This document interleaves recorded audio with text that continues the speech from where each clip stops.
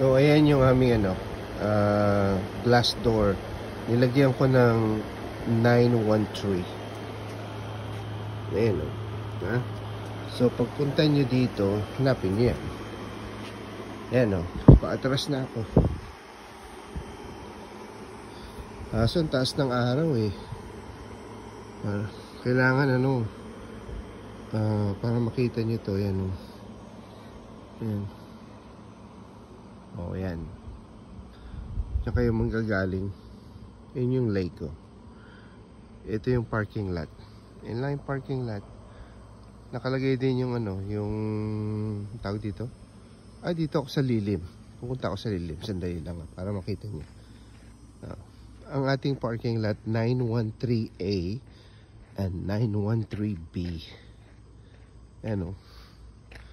Ayan, nandito na ako sa lilim. So okay na. O ayan. Ayan ang aking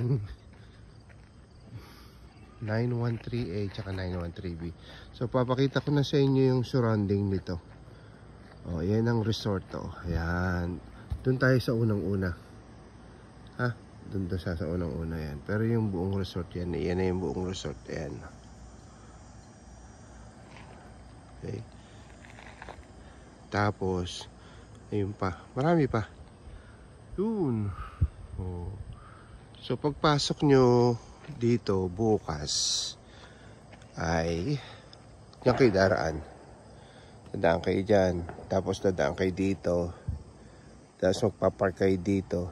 Yan o. Dito kayo magpapark. Okay? Tapos kakatok kayo dun sa 913 yung una. Ang talagang entrance niyan sa likod. Yung may susian. Ito yung front. Okay? Tapos nandun yung barbecuehan.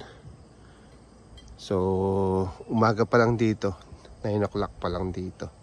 So makikita nyo dun yung lake. Ayun yung lake oh. Oh, walking distance lang yan pag nilakad. Okay. Siyempre, walking distance pag nilakad. O, yan. Mamaya punta ako sa lake. May nagpi-fishing na nga dun yun.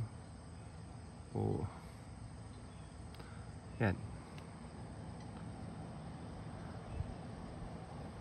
Ano dito para ka rin nasa hotel. Ganun.